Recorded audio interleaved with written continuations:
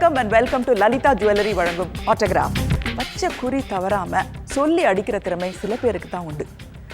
துரோணாச்சாரியார் பாண்டவர்களுக்கும் கௌரவர்களுக்கும் வில்வித்தை பயிற்சி அளிக்கும்போது அவங்க எல்லாரையும் கூப்பிட்டு ஒரு மாமரத்தடியில் நிறுத்தினார். அங்கே மேலே இருந்த ஒரு கனியை காட்டி, அதுதான் உங்களுடைய குறி, இப்போ சொல்லுங்கள் உங்கள் கண்ணுக்கு என்ன தெரியுது அப்படின்னு கேட்டார். சில பேர் சொன்னாங்க அந்த கனி அப்படியே பளிச்சுன்னு எனக்கு தெரியுதுன்னாங்க. சில பேர் அதுக்கு மேலே இருக்கிற கிளை எனக்கு தெரியுதுன்னாங்க. சில பேர் அதை மறைச்சிட்டு இருக்கிற இலை தெரியுதுன்னாங்க. சில பேர் பயத்தில் ஒன்றுமே தெரியல அப்படின்னாங்க. ஆனால் அர்ஜுனன் ஒருத்தர் தான், எனக்கு அந்த கனியை விட நான் குறி வைக்க வேண்டிய அதோடைய காம்பு இன்னும் பளிச்சுன்னு தெரியுது அப்படின்னு சொன்னார். அப்படிப்பட்ட வெச்ச குறி மாறாத அந்த திறமை உள்ளவர்கள் தான் மிக சிறந்த சாதனையாளர்களாக உருமாறியதை நம்ம பார்த்துக்கிட்டே இருக்கோம். அப்படிப்பட்ட சாதனையாளர்கள் தங்களுடைய குறிவைக்கும் திறமையை, அவர்கள் கடந்து வந்த பாதையை நம்முடன் பகிர்ந்து கொள்ளும் ஒரு ஆனந்தமான மேடை தான் லலிதா ஜுவல்லரி வழங்கும் ஆட்டோகிராஃப். இன்றைக்கு நாம் சந்திக்க போகிற சாதனையாளர் எனக்கு மிக நெருங்கிய நண்பர், என் மனதுக்கு ரொம்ப பிடித்தவர். 70களில் அவர்களுடைய குடும்பம் தெற்கு தமிழ்நாட்டிலிருந்து தமிழ் சினிமாவை ஆக்கிரமித்தாங்க. ரொம்ப ஆரோக்கியமான பெருமையான ஆக்கிரமிப்பு அது.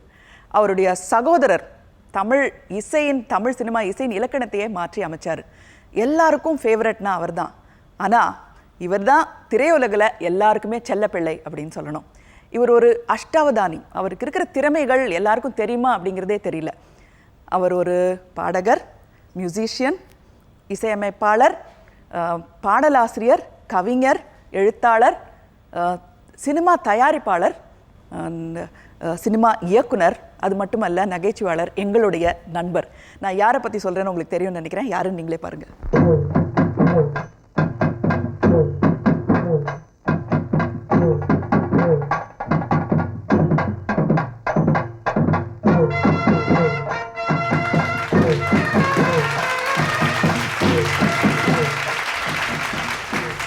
அவர் பற்றி தெரியாத விஷயம் எனக்கு என்ன இருக்கு? ஒண்ணுமே இல்லையே.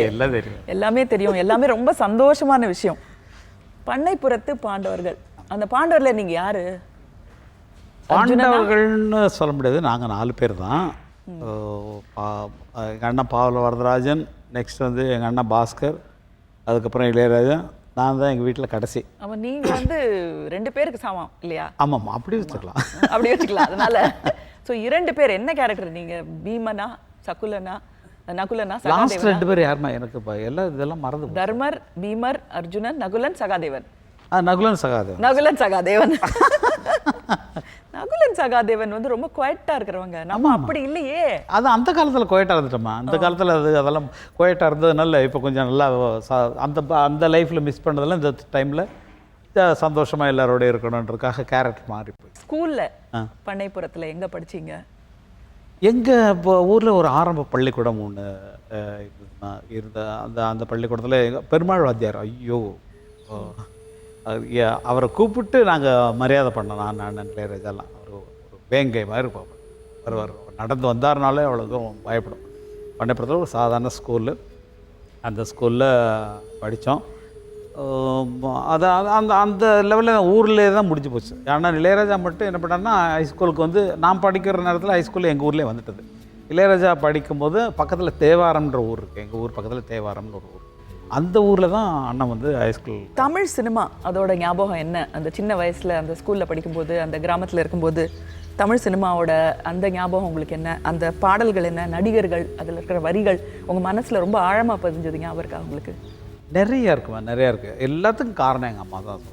காரணம் என்னென்னா, எங்கள் அம்மாவுக்கு என்ன பாட்டு பிடிக்குதோ அந்த பாட்டெலாம் எங்களுக்கு பிடிக்கும்.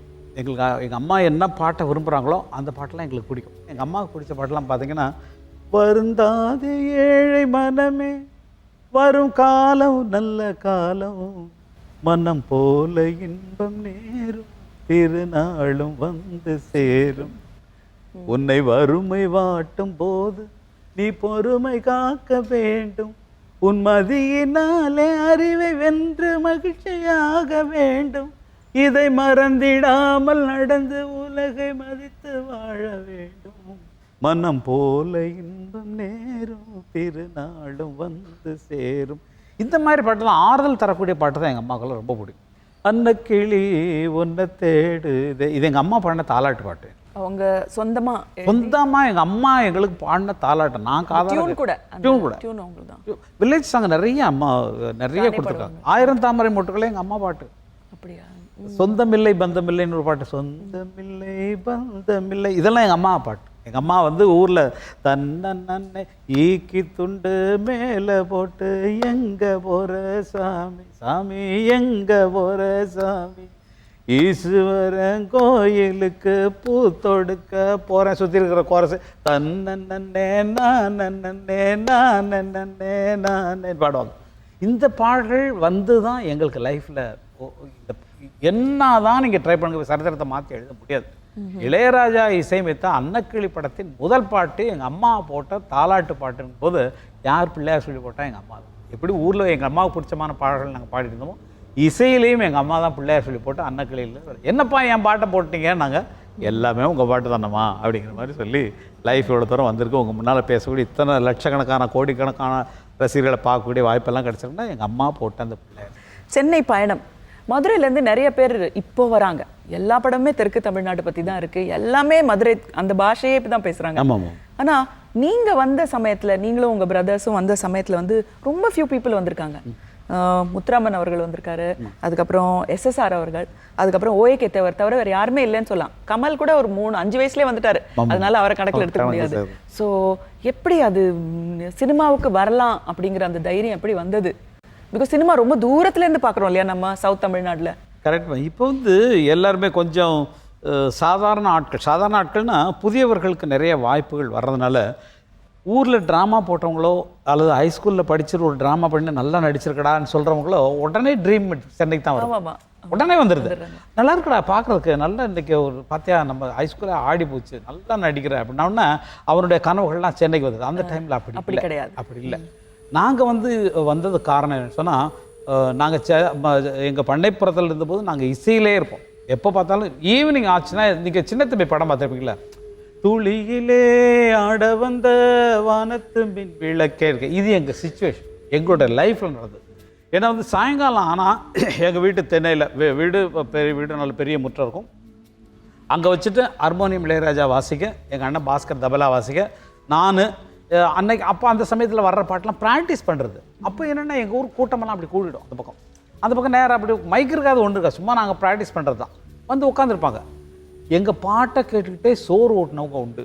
சினிமா ஆசையை வளர்த்ததுக்கு இன்னொரு காரணம் என்னன்னு சொன்னால், நாங்கள் ஊரில் இருந்தபோது எங்கள் அந்த பக்கத்தில் நடக்கக்கூடிய திருவிழாவுக்கெல்லாம் எங்கள் ஊருக்கு வந்த ஒரு மலேரியா இன்ஸ்பெக்டராக ஒருத்தர் வந்தார். வந்துட்டு அவரை பார்த்தா நல்லா சுருட்ட முடி அப்படிலாம் இருந்துட்டு நல்லா ஆள் இப்படிப்பார், நல்லா என் பண்ணிட்டு அப்படிலாம் வருவார். அது 2-3 நாளைக்கு தான் இன்ஸ்பெக்டர் மாதிரி இருந்தார். அதுக்கப்புறம் எங்களை ஆகிட்டார் சின்னச்சாமி என்கிற பால் பாண்டி என்கிற பாரதி ராஜா. ரொம்ப ஜாலியான வாழ்க்கை. அப்போ அவர் நாடகங்களுக்கு அவர் நடிக்கும் போது மாசிலா நில வேணும் காதலை மகிழ்வோடு மாநிலம் கொண்ட இதுதான் டூயட் அவர்.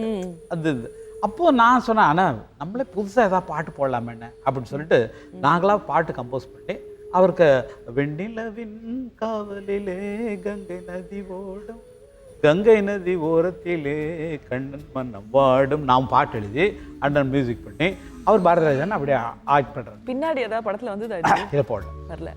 இன்னும் பாரதிராஜன்ட்டு அவர் ஆட்டோகிராஃப் வரும்போது கேட்டு பாருங்க, அது மாதிரி ஏதோ உங்களுக்கு ட்ராமாவுக்கு பாட்டு எழுதினாருன்னா கரெக்டாக இதை ஃபுல்லாக பாடி கேட்டுட்டார். அந்த மாதிரி போட்டோடனே இவருக்கு இப்போ என்ன பண்ணார், இந்த வேலை அவருக்கு பின்னால் சைக்கிள் ஓட்டிட்டு அந்த வில்லேஜுக்கெல்லாம் அது இதுக்கு மலேரியா இன்ஸ்பெக்டராக போய் செக் பண்ணும்போது பின்னால் அவர் பேக்கை பிடிச்சிட்டு பின்னால் கேரியரில் உட்காந்துட்டு நான் தான் போயிட்டுருப்பேன். அவர் சைக்கிள் மிதிச்சு ஒவ்வொரு ஊருக்காக போவார்.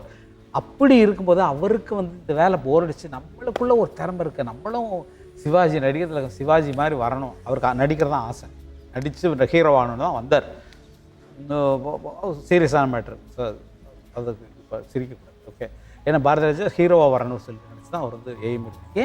ஏமா மறுபடியும் சிரிக்க, ஏன் அவர் நடிக்கக்கூடாது?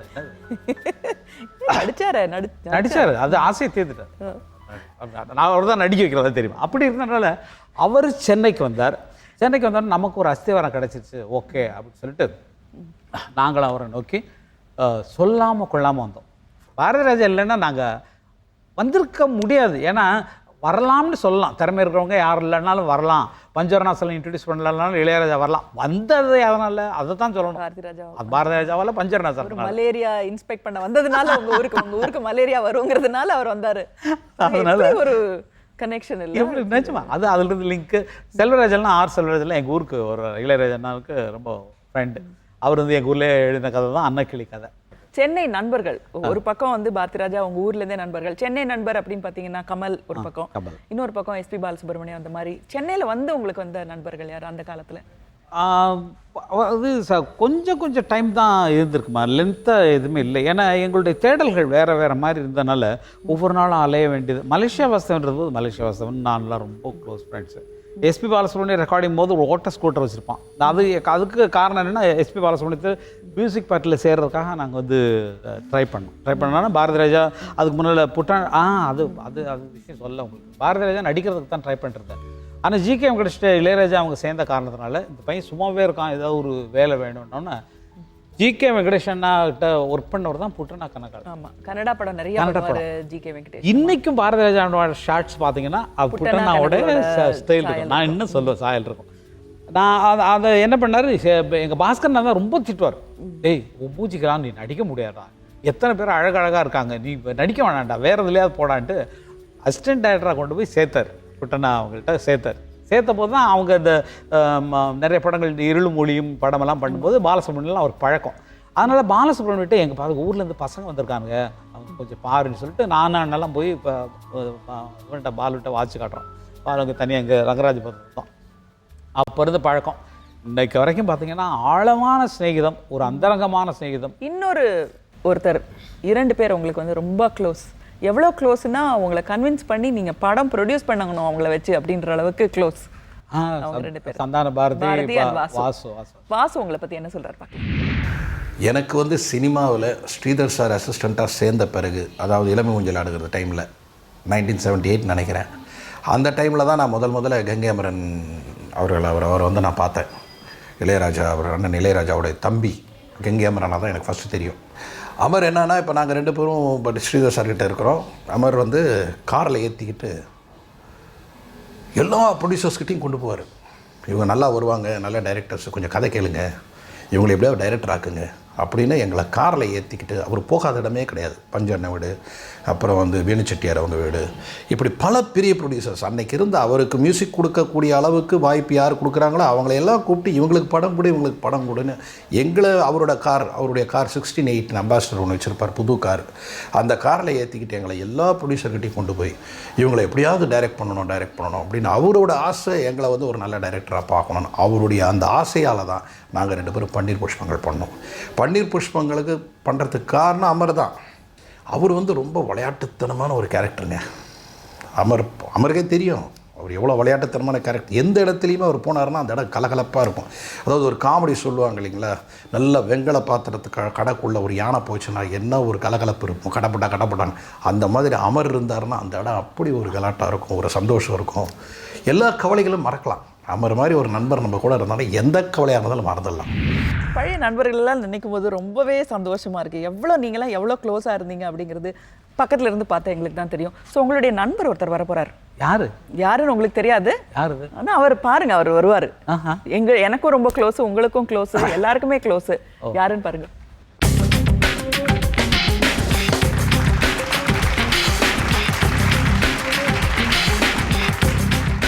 Those were the days இல்ல பாரதி? நீங்க, அமர், அதுக்கப்புறமா கமல், கொஞ்சம் வாசு இருக்கிறதுக்குள்ளே கொஞ்சம் சாதுன்னு நினைக்கிறேன் உங்க 4 பேர்ல. அவர் வந்து ரொம்ப சாது. அப்ப ரொம்ப சாது, இருக்கிற இடமே தெரியாது. கதை வந்து ரொம்ப நல்ல டிராமாட்டிக்கா சொல்லுவாங்க. மற்றபடி கதை விடுறதெல்லாம் நீங்க 4 பேர் தான். நீங்க 3 பேர் நல்ல கதை சொல்லலாம். அப்படியே ஒருத்தர் நடந்து வர்றதே அவ்வளோ தான் சொல்லலாம். அப்படி அது தோட்டு எதுவும் கட்சி பார்த்தா அவர் நடந்து வந்தார்னு சொல்கிறோம். அந்த மாதிரி அமர் வந்து எவ்வளோ பெரிய திறமைசாலி அப்படிங்கிறது வந்து நிறைய பேருக்கு தெரியாது. அதுக்கு காரணம் அவருடைய நகைச்சுவை தான். அவரோட நகைச்சுவை அண்ட் லைட்டர் வெயின். தன்னை பற்றி அவர் ஒன்றும் பேசிக்கிறதே இல்லை. தன்னோட திறமையை அவர் வந்து அறியறதே இல்லைன்றது தான். பட் கூட இருக்கிற உங்களுக்கு தான் தெரியும் அவரோட திறமை. டெஃபினட்டாக மேனா இவங்க கூட எல்லாம் ஆல்மோஸ்ட் அந்த பீரியடில் டெய்லி நானும் ஒன்றும் ஒன்றா தான் போவோம். எங்கே போனால் எனக்கு அப்போ வண்டி கிடையாது. இவர் வந்து என்னை பிக்கப் பண்ணிப்பார். 2 பேரும் தான் சுற்றுவோம். நாங்கள் பழனி சரி எந்த ஊர் டூர் போனாலும் சரி, கச்சேரி போனாலும் நான் அவர் கூட தான் போவேன். அப்போ ராஜானை வந்து டியூன் வந்து டெலிஃபோனில் சொல்லுவாங்க. அந்த டெலிஃபோன் அவன் இம்மிடியேட்டாக உடனே பாட்டு சொல்லுவான். அப்படிதான் அந்த இதெல்லாம் நம்ம ஆத்துமேட்டில் ஒரு பாட்டு கேட்குதுல்ல, அதுக்கு ரெக்கார்டிங்க நான் போயிட்டேன். பழனிக்கு போயிருக்கோம். பழனியில் எனக்கு டியூன் வந்து இதில் சொல்கிறாங்க, தாடடே டடா ஆத்துமேட்டில் தர தாரா ஒரு பாட்டு அப்படியே டெலிஃபோன்லேயே அப்படியே எழுதிட்டு அப்படி சொன்ன பாட்டு தான் அது. அது மாதிரி சிறு பொன்மணி அசியமெல்லாம் ரொம்ப அற்புதமான வார்த்தைகள். அது ரொம்ப நல்ல, இவனோட சாங்ஸ் எல்லாமே நல்ல சாங்ஸ் தான், ரொம்ப நல்லா எழுதியிருக்கான். சிறு பொன்மணி அசையம் அதில் தெரிக்கும் புது இசையம், இரு கண்மணி பொன் இமைகளில் தாளலயம்.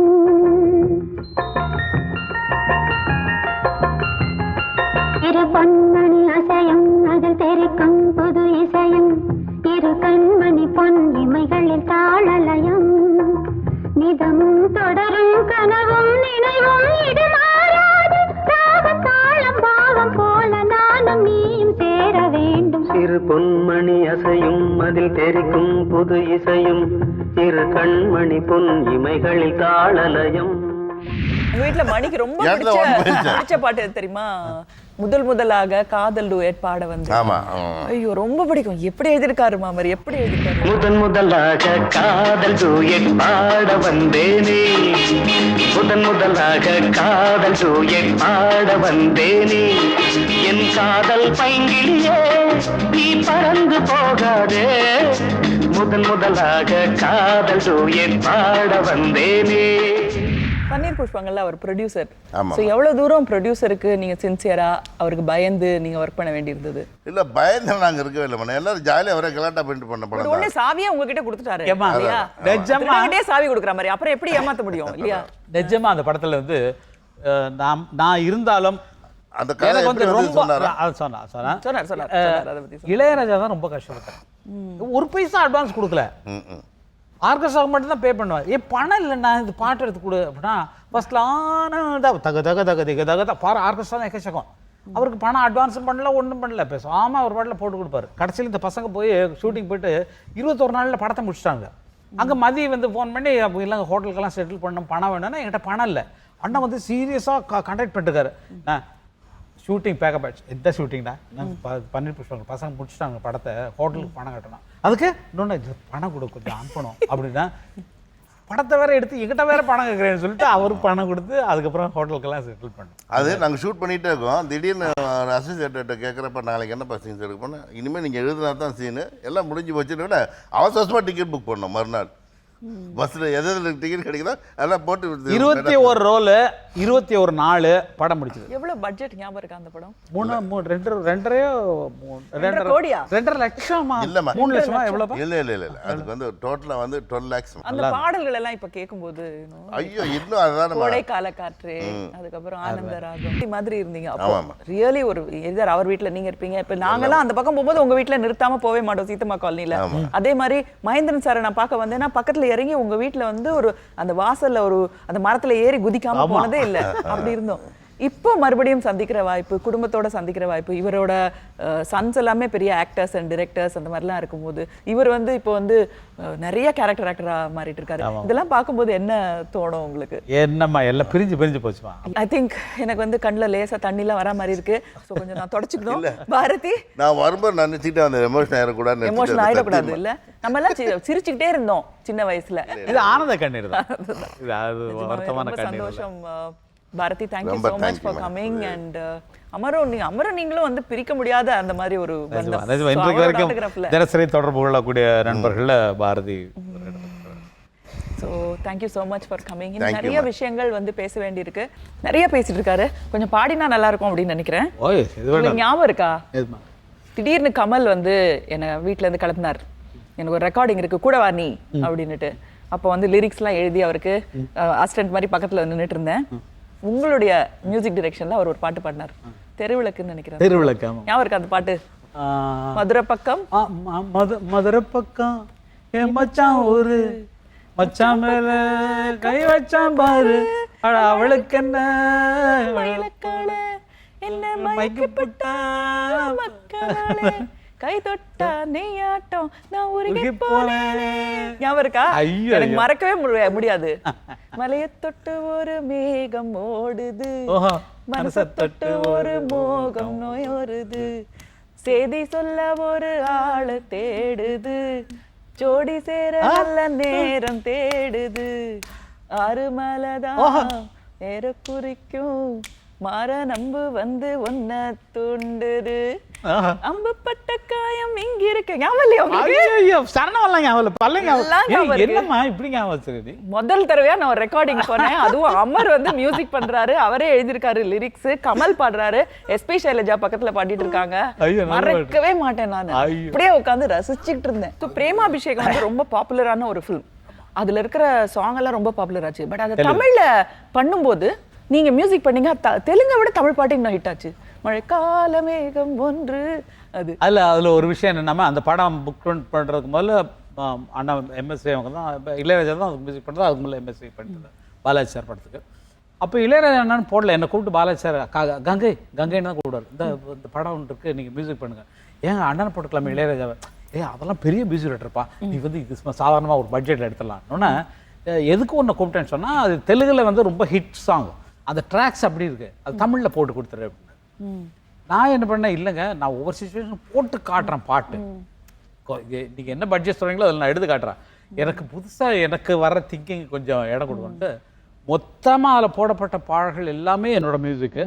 ஒரே ஒரு பாட்டு மழைக்கால மேகம் ஒன்று பல்லவி மொத்தம் வந்து தெலுங்குல எடுத்து போட்டப்பட்ட.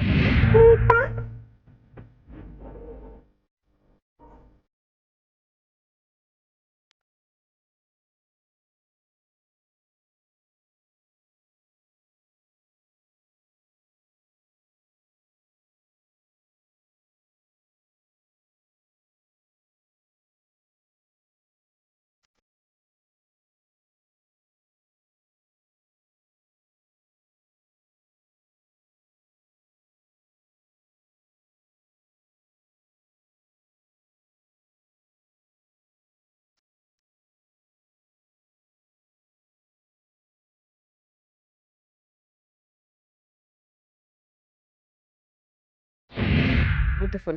அதுக்கப்புறம் மியூசிக் டைரக்டர்ல இருந்து நீங்க ஃபிலிம் மேக்கர் ஆனது கோழி கூவுது. What a beautiful film. எதிர்பார்க்கவே இல்லை. அமர் வந்து விளையாட்டா இருக்காரு. அவர் வந்து படம் எடுக்கும்போது கூட பாரதி வாசு வச்சு தான் பன்னீர் புஷ்பங்கள் மாதிரி ஒரு சின்ன குழந்தைங்களை பத்தி ஸ்கூலை பத்தி எடுக்கிறாரு. பட் நீங்க அந்த படம் எடுத்தப்போ அதுல இருந்த மெச்சூரிட்டி, அதுல இருந்த சினிமாக்கு வேணுங்கிற entertainment value and wonderful songs, உங்க பிரதர் கொடுத்த வண்டர்ஃபுல் சாங்ஸ், அதுல இருந்த காஸ்டிங், சில்க் ஸ்மிதா ஒரு பக்கம், அதுக்கப்புறம் 2 ஹீரோயினுமே இப்போ உயிரோட இல்லை, 2 பேருமே ரொம்ப டிராஜிக் டெத். விஜய் ஒரு பக்கம். நியூஸ் கேட்டிங்கன்னா, அந்த பொண்ணுடைய பேர் ரூபஸ்ரீன்னு பேர், அந்த விஜய்னு வந்தால அந்த பொண்ணுக்கு பேர். நாங்கள் வந்து சாத்தனூரில் ஷூட்டிங் எடுத்துகிட்டு இருக்கோம். எங்கள் அண்ணன் சொல்கிறாரு, டேய் இந்த பொண்ணுக்கு பேர் வைக்கணும், எல்லாரும் முன்னாடி இப்போ ப்ரெஸ் எல்லாம் வராங்க, அந்த பொண்ணுக்கு ஒரு புது பேர் வச்சுருக்கேன். எனக்கு என்ன பேர் வைக்கிறதுன்னு தெரியல. சில்க் சுமிதாவோட ஒரிஜினல் பேர் விஜயலட்சுமி. ஆமாம். அதனால என்ன பண்ணேன், சில்க் ஸ்மிதா ரொம்ப ஃப்ரெண்டு, உங்களுக்கு ரொம்ப நல்ல பொண்ணு, ரொம்ப நல்ல பொண்ணு. அதனால அவ பக்கத்துல இருந்தனால, சில்க் பக்கத்துல இருந்தனால இந்த பொண்ணுக்கு விஜயின்னு பேர் அப்படின்னு சொல்லி விஜயின்னு அனௌன்ஸ் பண்ணோம். இந்த மாதிரி பார்த்தீங்கன்னா முடிவு ரெண்டுமே ஒரே ரொம்ப ட்ராஜிக்காக இருந்தது. இருந்தாலும் வண்டர்ஃபுல் ஃபிலிம். பூவே இளைய பூவே. நாங்கெல்லாம் வந்து தேர்ஸ்டே ஆனால் ஒரு பப்புக்கு போவோம். அவங்க வெங்கட் பிரபு கூட வருவாராங்க.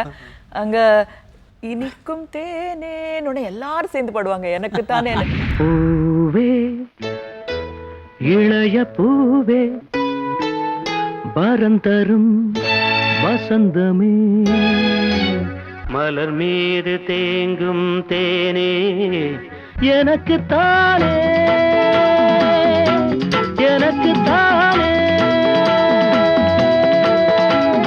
பூவே இளைய பூவே வரந்தரும் வசந்தமே, மலர் மீது தேங்கும் தேனே எனக்கு தானே, எனக்கு தானே. எனக்கு நடந்த நல்ல விஷயங்கள் எல்லாமே தானாக வந்தது தான் சொல்லணும். நான் வந்து யார்ட்டையும் அசிஸ்டன்ட் டைரக்டராக இல்லை.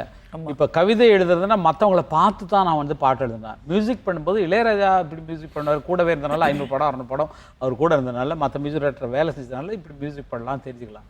நான் சங்கீதம் கற்றுக்கல, இலக்கண இலக்கியம் கற்றுக்காமல் பாட்டு எழுதியிருக்கேன்.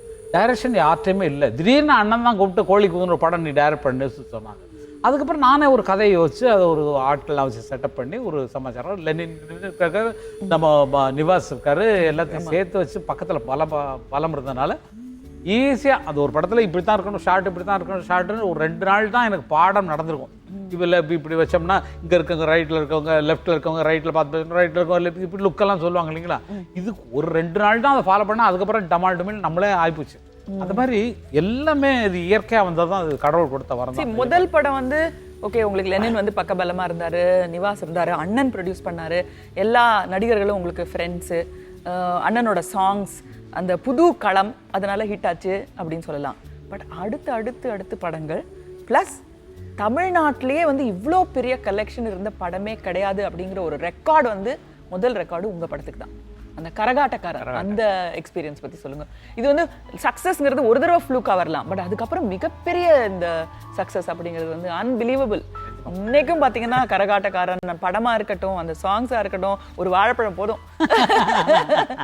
அந்த கரகாட்டக்காரன் ரொம்ப சிம்பிளாக தான் உருவாச்சுமா. அதை தரிசி வந்து அந்த கருமாரி கந்தசாமி அவங்களும் இவர் துரை சாரும் வந்துட்டு எங்களுக்கு ஒரு படம் பண்ணு சார், நாங்கள் அவங்க கதை இப்படி தான் வேணும்னு அவங்களாம் நம்ம எதாவது பண்ணணும்னா போகிறோன்ற மாதிரிலாம் அவங்க அந்த டைம் பார்த்தீங்கன்னா இப்போ இருக்கிற மாதிரி 10 ஸ்டோரி கேட்டு ஓகே பண்ணுற மாதிரி இல்லை. சரி, எனக்கு ஒரு கதை வந்து கோழி கூதுக்க எங்கள் அண்ணன்ட்ட வந்து நான் இந்த ஒரு கதை தான் எனக்கு வந்திருக்கு, இது தான் எடுப்பேன்னு சொல்லிட்டு அது அண்ணன் தம்பிக்கே ஓகே சரி இது நினைக்கிறான் பண்ணிக்கணும். மற்றவங்கன்னா இல்லை சார் பெட்டராக இன்னொரு ஸ்டோரி போகலாமாங்க. துரை சாரும் இவங்க 2 பேரும் கருமாரி கந்தசாமி 2 பேருமே என்னை நம்பி ஒரு படம் நீங்கள் பண்ணுங்கன்னு சொன்னால் சரி மியூசிக்கலாக பண்ணலாம்னு சொல்லிட்டு கரகாட்டக்காரங்க லைஃப் நமக்கு தெரிஞ்ச காரணம் வந்து எங்கள் ஊர் பக்கத்துலலாம் கரகாட்டக்காரங்களாம் இருக்காங்க. அந்த லைஃப் தெரிஞ்சனா அதுக்குள்ளே ஒரு லவ் இருந்தால் எப்படி இருக்குங்கிற மாதிரி சொன்னது. ஒரு தில்லானமோ நம்மளோட ரிசம்பிளன்ஸும் இருக்கும் நிறைய பேர் சொல்லுவாங்க. அதுதான் பேஸ். அது உண்மை. ஏன்னா வந்து அவங்க வந்து கிளாஸாக ஒரு நாதஸ்வர வித்வானுக்கும் ஒரு நடன மணிக்கும் இருந்த காதல் சொன்னாங்க. இது 2 பேருமே ஒரே மாதிரி இருக்கிறவங்களுக்கு இன்னும் போட்டி பொறாமைகள் ஜாஸ்தி வரும். ஏன்னா அதுலேயும் போட்டி இருந்தது, நான் வாசிக்கிறேன் நீ ஆட முடியுமான்னு. அதே மாதிரி இதுலேயும் ஒன்று கொண்டது மேக்சிமம் அதனுடைய தாக்கம் அதிகமாக இருந்தது. ஆனால் அது பல பேருக்கு தெரிஞ்சிருந்தாலும் இது வித்தியாசமாக பார்க்குறதுக்கு வந்த மாதிரி அமைஞ்சது. நிஜமாவே இது பெரிய விஷயம். பூங்குயிலே சேரி ஒன்று கேடு, ஒன்னமான இட தேடி வரும் நாடு எந்த நாடு. மாங்குயிலே பூங்குயிலே சேரி ஒன்று கேடு, ஒன்னமான இட தேடி வரும் நாடு எந்த நாடு. முத்து முத்து கண்ணால நான் சுத்தி வந்தேன் பின்னால. மாங்குயிலே பூங்குயிலே சேரி ஒன்று கேடு, ஒன்னமான இட தேடி வரும் நாடு எந்த நாடு. அந்த படத்தோட நாயகன் அவர் வந்து அதுக்கு முன்னாடி வந்து அசிஸ்டன்ட் டைரக்டரா தான் இருந்தாரு. அதுக்கப்புறம் வந்து ஹீரோவா வந்தாரு. அண்ட் ஒரு ரெக்கார்ட் பிரேக்கிங் ஃபிலிம்ல ஹீரோவா நடிச்ச ராமராஜன் உங்களை பத்தி என்ன சொல்றாரு பார்க்கலாம். வணக்கண்ணா, நல்லா இருக்கீங்களா? உங்கள் ப்ரோக்ராமில் உங்களை பற்றி பேசுகிறதுல நான் ரொம்ப சந்தோஷப்படுறேன். கங்கைமரனை பற்றி என்ன சொல்லணும்னா, எல்லாருக்கும் என்ன கங்கைமரன் தெரியும். ஆனால் ஊரில் எல்லாருமே அவர் இண்டஸ்ட்ரியில் எல்லோரும் அமருன்னு சொல்லுவாங்க. நாங்கள்லாம் அமரனே சொல்லுவோம்.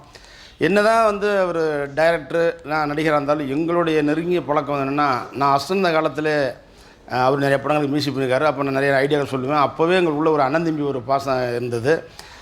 அதுக்கப்புறம் நான் எனக்கு முன்னே அவர் டைரக்டர் ஆகிட்டார். 84 நான் மண்ணுக்கத்த பொண்ணு படம் டைரக்ஷன் பண்ணும்போது அவர் தான் மியூசிக் பண்ணார். அவர் மியூசிக் பண்ணும்போது அவர் சொல்லிட்டு, அண்ணே நீங்கள் மியூசிக் பண்ணிக்கோங்க, ஆனால் டைட்டில் சாங் மட்டும் அண்ணன் ராஜானை பாடணும்னு சொன்னேன். அது எனக்காக அவர் போய் ராஜானை கேட்டு டைட்டில் சாங் ராஜானை பாட வச்சார். அதுக்கப்புறம் தொடர்ந்து பண்ண ஒரு 5 படம் டைரக்ஷனும் அவர் தான் மியூசிக் பண்ணார். தொடர்ந்து 5 படங்களுக்கு அமரன் தான் மியூசிக் பண்ணாங்க. அதுக்கப்புறம் நான் ஹீரோ ஆனதுக்கப்புறம் என் ஃபஸ்ட்டு படம் நம்ம ஊர் நல்லவர், அந்த படம் அவர் தான் ஃபஸ்ட்டு மியூசிக்கு. நம்ம ஊர் நல்லவரை விட அழகப்பன் சார் ஒரு படம் நல்ல சுச்சுவேஷன் சொன்னார். அது ஒரு குழந்தை அழுகும், அதை நிப்பாட்டுறக்க ஒரு பாட்டு பாடும்போது ஒரு டீம் போட்டார். நிறைய பேரை வச்சு எழுதுனாங்க. டைரக்ட் சொல்லுவார், யாருமே எழுதுனதா அவர் சரியாக வார்த்தைகள் சரியாக வரல, என்ன முறை நல்லா போடணும்னு அவர் சும்மா வச்சு என்ன டக்குன்னு அழுகாத சின்ன பையன் உனக்கு அச்சுவலை வாங்கி தரேன்னு போட்டார். அருமையாக இருக்குன்னு போட்டார். அப்படின்போது பாட்டில் வந்து சாதாரண மக்களுக்கும் பாம்புக்கும் எளிசாக புரிகிற மாதிரி அழகாக எழுதக்கூடிய அற்புதமான பாடலாசிரியர் அவர். பாடலாசிரியர், கதாசிரியர், திரைவாசக, வாசனகர்த்தா, டைரக்டர், மியூசிக் டைரக்டர், திரைப்படத்தில் எல்லா துறையிலையும் மிகப்பெரிய ஒரு டேலண்ட் உள்ள அண்ணன் அமரண்ணன். அது மாதிரி அவர் என்னை வச்சு ஹீரோவில் அதிகம் படம் பண்ணவர் கங்கைமரன் தான். ஒரு 7-8 படம் ஆக்ட் பண்ணிட்டேன். அதில் ஒரு 4-5 படம் சூப்பர் ஹிட். அதில் இன்றைக்கும் சொல்ல போனால் கரகாட்டக்காரன் அப்படின்னு சொல்கிறதுனா எனக்கு வந்து அது அவர் படம் தான். அது கரகாட்டக்காரன் சூப்பர் ஹிட். 2வது படம் எங்கள் ஊர் பாட்டுக்காரன், செண்பகமே ஊட்டு இருந்து வெளிநாட்டு எடுத்தோம் அந்த படங்கள். அப்புறம் இன்னொரு 3 படம் 7 படம் பண்ணேன். அதிகமாக வச்சு போனது அவர் தான். அது இன்றைக்கும் கரகாட்டக்காரன் ஒரு மிகப்பெரிய வெற்றியை கொடுத்தது அமரன். நானும் டைரக்டர் ஆனேன்னா வந்து அசிஸ்டண்டாக இருந்து அப்ரெண்டிஸாக இருந்து அதுக்கப்புறம் டயலாக் அசிஸ்டண்டாக இருந்து அப்படி தான் டைரக்டர் ஆனால். ஆனால் அமரனை பொறுத்த வரைக்கும் ஒருத்தட்ட கூட அசிஸ்டண்டாக கிடையாது. ஆனால் அண்ணன் டைரக்ஷன் ஆக்ட் பண்ணி 9 நாள் ஆச்சு. ஏன்னு இப்போ அதிகமாக டைரக்ஷன் பண்ண மாட்டேங்கிறீங்க? உங்களுக்கு என்ன வயசாயிருச்சா, எனக்கு என்ன வயசாயிருச்சா? 2 வருஷம் இன்னும் யூத்தாக தான் இருக்கும். யூத் மாதிரி கதை பண்ணுங்க, 2 வருஷம் பண்ணுவோம். நாங்களாவது ஹீரோ உடலாம் மெயின்டைன் பண்ணுறோம், முகத்தை மெயின்டைன் பண்ண வேறு இவர் ஒன்றுமே கிடையாது. ஆனால் இன்னும் அன்னைக்கு பார்த்த மாதிரி தான். நான் அஷ்டனந்த காலத்தில் எப்படி பார்த்தோம் கங்கைமரன்னா அதே மாதிரி இன்றைக்கி இருக்கார். எப்படித்தான் என்ன ரகசியமே தெரில. நீ இன்னும் மென்மேலும் இந்த திரைப்படத்துறையும் சரி இங்கே ஏதாவது எல்லா துறையிலுமே நீங்கள் மென்மேலும் சிறந்து விளங்க என்னுடைய மனப்பூர்வமாக வாழ்த்துக்கிறேன். அப்படியே இருக்கீங்க அப்படின்னு சொல்கிறாங்க எல்லாரும் இல்லையா? கொஞ்சம் தாடியெல்லாம் கொஞ்சம் வெள்ளையானாலும் பட் அப்படியே இருக்கீங்க. மனசு அப்படியே இருக்கனால அப்படி தான் இருக்கும். மனசு தளர்ந்து போச்சுன்னு வச்சுங்களேன், முகமும் தளர்ந்துடும், எண்ணங்களும் தளர்ந்து போயிடும். நீ இப்போ அவர் சொன்னார் பார்த்தீங்களா, கரகாட்டக்காரன் வந்து வசூலில் ஒரு பெரிய சாதனை. எங்க ஒரு பாட்டுக்காரன்ல அந்த செண்பகமே அப்படிங்கிற பாட்டு வந்து தமிழ் திரையுலகில் அந்த மாதிரி ஒரு மெலடி கேட்டதே இல்லை அப்படின்னு தோணும். அது வந்து உங்க படத்துல நீங்க டைரக்ட் பண்ண படத்துல அதுவும் 2 தடவை வேற வரும் அந்த பாட்டு. ஒன்று ஜானகி பாடுவாங்க, ஒன்று வந்து ஒன்று வந்து 3 தடவை வருமா? 3 தடவை. ஃபர்ஸ்ட் வந்து மனோ பாடுவான், செகண்ட் வந்து இவங்க சுனந்தா பாடுவாங்க. சேம் லாஸ்ட்ல இந்த பேத்தா சாங் தான் 3 times ரிப்பீட் ஆகும். லாஸ்ட்லாம் அவங்க ஃபர்ஸ்ட் பாட வந்த சாங் வந்து வேற சாங். எங்க ஊரு காதலை பத்தி என்ன நினைக்கிற பாட்டு தான் பாடுனாங்க. அப்போ அண்ணன்ட்ட கேட்டேன், என்னுடைய டைரக்ஷன் நாளைக்கு பாட்டு இருக்கு, அவங்கள பாட சொல்லு. செண்பகம் டேய் பைத்தியக்காரன், அவங்களுக்கு லாங்குவேஜ் வராதுடா, அது வந்து வெள்ளைக்கார பொண்ணு பாடுற மாதிரி இருக்கு, அது வேண்டாம், இது முடியவே முடியாது. ப்ளீஸ், நான் என்னுடைய ஜென்மத்தில் என்னுடைய டைரக்ஷனில் அவங்க பாடினாங்கன்னு இருக்கட்டும் சொல்லிட்டு இந்த பாட்டை ஒரு நாள் முழுக்க எடுத்தோம். செண்பகமே செண்பகமே அப்படின்னு பாட்டு.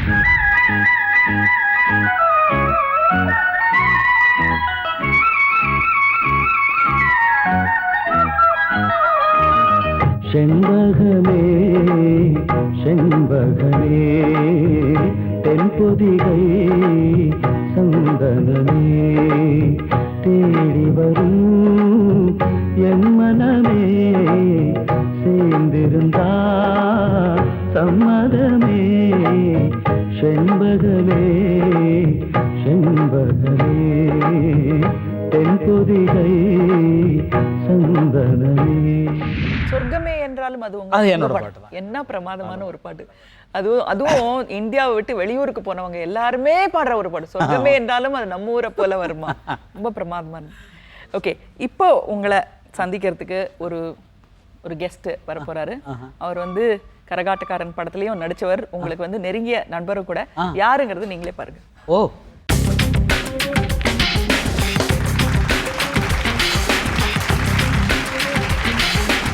ஒரு பாரம்பரியமிக்க குடும்பத்திலேருந்து நீங்கள் இப்போ வந்து அமர் அவருடைய ஆட்டோகிராஃப், அவர் வந்து அவருடைய குடும்பம் அப்படிங்கிறது 2 தலைமுறையா, ஐ திங்க் 3வது தலைமுறை ரெடி ஆயிடுச்சுன்னு நினைக்கிறேன்.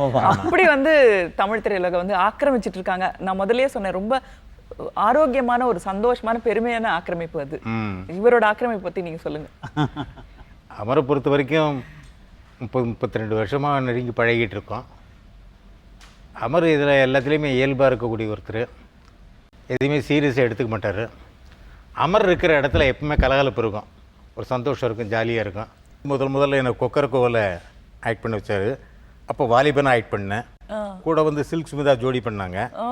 ஆனால் அடுத்த வருஷமே என்ன அப்பா கேரக்டர் கொண்டு போயிட்டார். இல்லை, செண்பகமே செண்பகமே தான் எனக்கு முதல் படம்.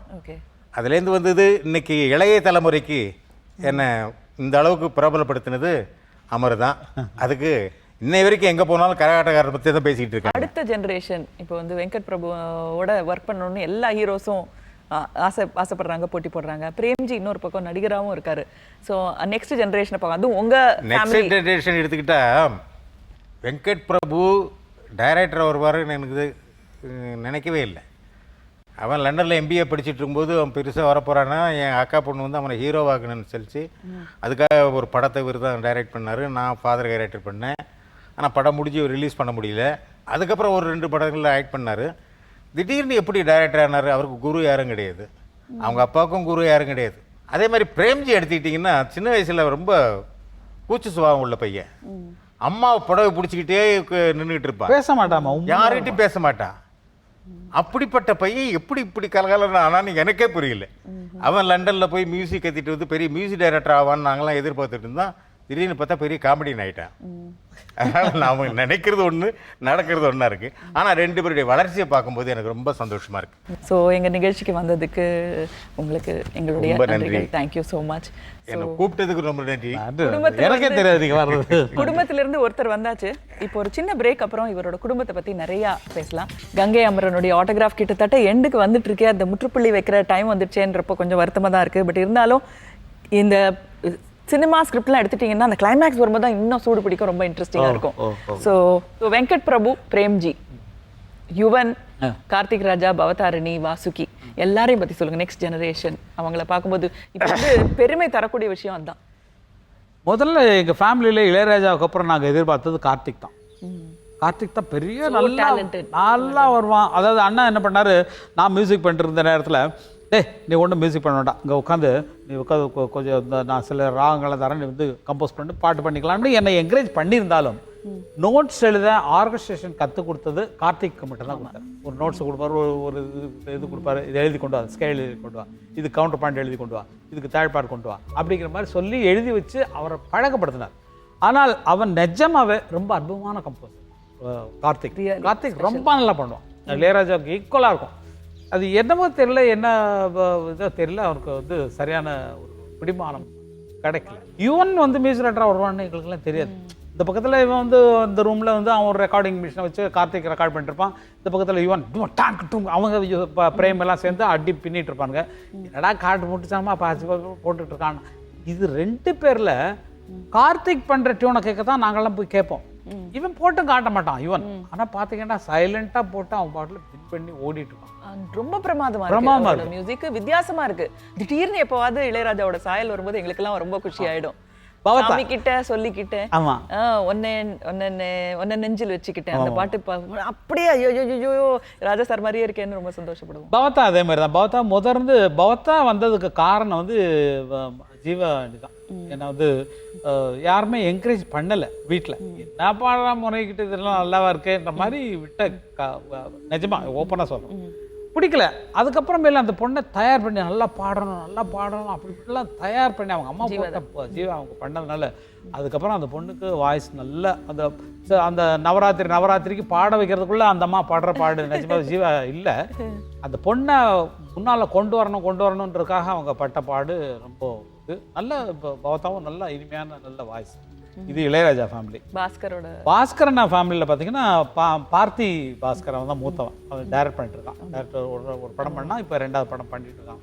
நல்லா வரணுன்றது மனசார பிரார்த்திச்சுட்டு இருப்பான். இப்போ வாசிக்கு தான் தெரியும், காஸ்டியூம் டிசைனராக எல்லா படங்களுக்கும் பண்ணிட்டு இருக்கனால அந்தம்மா. அது 3வது இன்னொரு பையன் இருக்கான், அவன் ஹரி பாஸ்கர்னா, அவனும் நல்லபடியாக இருக்கான். எங்கள் ஃபேமிலி எடுத்திங்கன்னா இவங்க இப்படி ஆவாங்கன்னு எனக்கு தெரியாது. நிஜமாவே பிரபுவோட வளர்ச்சியை பார்த்து எனக்கே கொஞ்சம் அதிசயம் தான்.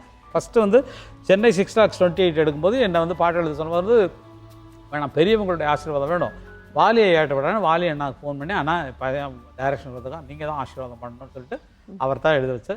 அதில் அப்புறம் என்னை தூக்கி கொடுத்தா மேலே ஏறி வாரம் ஒதுங்கி நில்லுன்னு ஏதோ ஒரு பாட்டு கொடுத்துட்டு அப்படி உட்காந்துருக்காரு. 2 பாட்டுகள் எனக்கு உங்ககிட்ட இருந்து வேணும். ஒன்று உங்களுக்கு ரொம்ப பிடிச்ச இளையராஜாவோட பாட்டு ஒன்று, இன்னொன்று உங்களுக்கு பிடிச்ச எந்த பாட்டு வேணும். அது உங்கள் பாட்டாக இருக்கலாம், இளையராஜா பாட்டாக இருக்கலாம், ஏதாவது இருக்கலாம். நிறைய நீங்கள் அடிக்கடி பாடுற பாட்டு.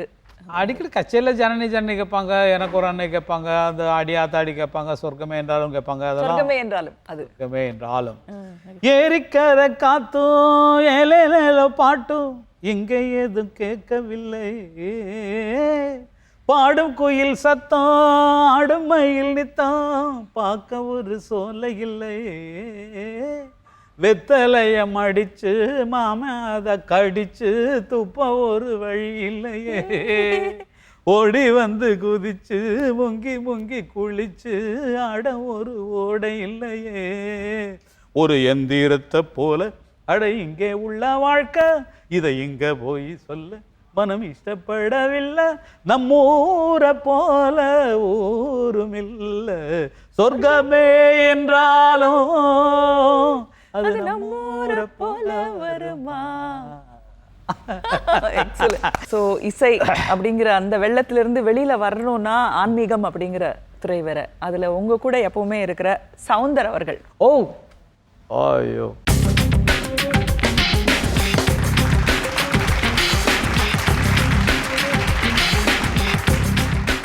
கங்கை அமரன் அவரோட பயணம் வந்து எங்களுக்கு வந்து நல்லா தெரியும். ஏன்னா அவர் மதுரையிலேருந்து சென்னைக்கு வந்து எல்லாம் அவரோட வளர்ச்சியெல்லாம் நாங்கள் பார்த்துட்டே இருக்கோம். அவர் எல்லாருக்கும் கொடுத்த சந்தோஷங்களையும் பார்த்துட்டு இருக்கோம். பட் எங்களுக்கு தெரியாத சில கோணங்கள், பார்வைகள், அவரோட தியானம் அதெல்லாம் கொஞ்சமாக வந்து நான் அப்போது வந்து லெனின் சார் கொண்டு வந்து வேதாதிரி மகரிஷி, நான் அதுக்கு முன்னாடியே அவர்கிட்ட தொடர்பில் இருந்தேன். அப்போ அவரை கொண்டு போய் விட்டோன்னே அவர் மூலமாக இளையராஜா அவருடைய நண்பர் கூட்டிகிட்டு வந்தார். அப்போ தான் அங்கே தான் நான் அவரை பார்த்த முறையாக இளையராஜாவை. அவர் அங்கே உள்ளே வந்துட்டாருன்னு சினிமா உலகமே வந்துடுச்சு. இவங்கெல்லாம் 82 பார்த்தீங்கன்னா அந்த சொக்கலிங்க நகரில் வேதாதிரி மகரிஷி பார்க்க வருவாங்க. காலை 5 மணிக்கு பாரதி, வாசு எல்லோரும் அங்கே வந்துடுவாங்க. வந்துட்டு அந்த இடமும் ஒரு கலாட்டாக தான் நடந்துகிட்ருக்கும், ஒரு தியானமாக இருக்காது. அவருக்குள்ளே இந்த மகிழ்ச்சி எங்கே இருந்தாலும் ஒரு மகிழ்ச்சியாக இருப்பார் ஒழிய அதுக்குள்ளே ஒரு சில பாதிப்புகள் அது இருக்கும். ஆனால் அதை கூட வெளியிட்டு காமிக்க மாட்டார் யாருக்கிட்டும். கடைசியில் சில கோபதாபங்கள் ஏதோ ஒன்று ஒரு வெளிப்படுத்தினா கூட அவருக்கு அவர் குடும்பம், நல்ல மனைவி, 2 பசங்க 2 பேர், அது ரொம்ப அமைச்சிருச்சு. அவருடைய வாழ்க்கை ரொம்ப நல்லா போயிட்டுருக்கு. நீங்கள் நிறைய திறமைசாலிகள் எல்லாம் சுற்றி பார்த்துக்கிட்டே இருக்கீங்க. கமல்லேருந்து, ரஜினி சார்லேருந்து, பக்கத்தில் குடும்பத்திலே இருக்கிற இளையராஜாலேருந்து, நீங்கள் ஒர்க் பண்ண டைரக்டர்ஸ் அண்ட் உங்கள் கூட ஒர்க் பண்ண ஆர்டிஸ்ட் எல்லாருமே, சவுந்தருக்கும் உங்களுக்கும் இருக்கிற அந்த ஸ்பெஷல் ரிலேஷன்ஷிப், அந்த உறவை பற்றி சொல்லுங்கள். என்னன்னா பலவிதமான மனிதர்களை, போலித்தனமான மனிதர்களை பார்க்குறோம். போலித்தனமான மனிதர்கள்னால் உங்களுக்கு தெரியும், நம்ம வெளியில் ஒரு மாதிரி இருப்போம், உள்ளே ஒரு மாதிரி இருப்போம். ஆனால் உள்ளேயும் வெளியவும் ஒரே மாதிரி இருக்கக்கூடிய மனிதராக நான் அவரை பார்த்துருக்கேன். நிஜமாக. Thank you so much for coming. And Amar, உங்களோட இவ்வளோ நேரம் பேசிட்டு இருந்ததே ஒரு ரொம்ப சுகமான அனுபவமாக தான் இருந்தது. நான் நமக்கு நல்லா தெரிஞ்ச அமரை என்ன நம்ம புதுசாக கேட்க போகிறோம் அப்படின்னு நினச்சேன். பட் நிறைய விஷயங்கள் ரொம்ப சந்தோஷமாக இருந்தது. உங்களுக்கு நன்றி. நீங்கள் சொல்ல நினைத்ததெல்லாம் சொல்லியிருப்பீங்கன்னு நினைக்கிறேன். ஆனால் இந்த நிகழ்ச்சியோட முடிவை ஒரு பாட்டோட முடிக்கணும் அப்படிங்கிறது எங்களுடைய ஆசை. ஸோ சொல்கிறத சொல்லிட்டு அதுக்கப்புறம் ஒரு பாட்டு வேணும். என்ன சொல்ல வேண்டியிருக்கு? ஒரு நோயும் தீண்டாமல் அணை போடு தாயே, நதி காய நேராமல் நீர் ஊற்று தாயே, நன்னிலம் பார்த்த நீயே, எளியோரை மகிழ்வாக்க வழிகாட்டு தாயே, வலியோர்கள் வாட்டாமல் வகை காட்டு தாயே, என் வளமான தாயே, பசிதாகம் காணாமல் பயிராக்கு தாயே, ரசிப்போர்கள் செவி தேடி இசை ஊட்டு தாயே, இசை பாட்டு எல்லென்றும் இனிப்பாக்கு தாயே, மலர் போல மலர்கின்ற மனம் வேண்டும் தாயே, பலர் போற்றி பாராட்டும் குணம் வேண்டும் தாயே, வரம் தரும் அன்னையே வணங்கினோம் உன்னையே, புகழ் செல்வம் நலம் கல்வி குறைவின்றி வாழ, புவி மீதில் இறைஞானம் எமை என்றும் ஆள, பொன் குறையாமல் வாழ, அருளோடு பொருள் வேத அறிவோடு ஞானம் தெளிவோடு தினம் காணும் நிலை வேண்டும் வேண்டும், அது திரளாக வேண்டும், பல வீடு பல நாடு பல தேசம் என்று உணராமல் வாழ்வோரை ஒன்றாக்கு தாயே, உறவோடு மகிழ்வோடு எமை மாற்று தாயே, மலர் போல மலர்கின்ற மனம் வேண்டும் தாயே, பலர் போற்றி பாராட்டும் குணம் வேண்டும் தாயே, வரம் தரும் அன்னையே வணங்கினோம் உன்னையே, மலர் போல மலர்கின்ற மனம் வேண்டும் தாயே, பலர் போற்றி பாராட்டும் குணம் வேண்டும் தாயே. நன்றி நன்றி நன்றி. மனதின் ஆழத்திலிருந்து வந்த அந்த வரிகள், மனசை வருடும் சந்தோஷம், பழைய நினைவுகளெல்லாம் மனசுலேருந்து கிளறிய இந்த உரையாடல், எல்லாத்துக்கும் நன்றி. ரொம்ப சந்தோஷமாக இருந்தது கங்கை அமரன் அவர்களோட பேசிட்டு இருந்த நம்முடைய நிகழ்ச்சி. இன்றைக்கி நம்முடைய நிகழ்ச்சி முடிவுக்கு வருகிறது. மறுபடியும் சந்திக்கலாம். இந்த லலிதா ஜுவல்லரி வழங்கும் ஆட்டோகிராஃப். Good bye.